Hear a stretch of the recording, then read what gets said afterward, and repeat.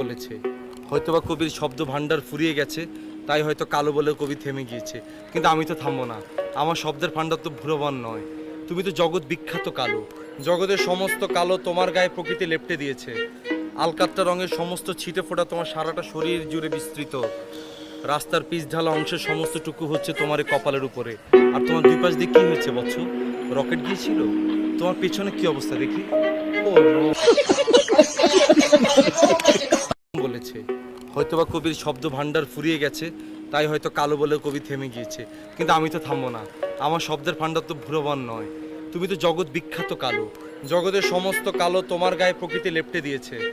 আলকাত্তা রঙের সমস্ত ছিটে ফোটা তোমার সারাটা শরীর জুড়ে বিস্তৃত। রাস্তার পিচ ঢালা অংশের সমস্ত টুকু হচ্ছে তোমার এই কপালের উপরে। আর তোমার দুই পাশ দিয়ে কি হয়েছে বৎস? রকেট গিয়েছিল? তোমার পেছনে কি অবস্থা দেখি। ও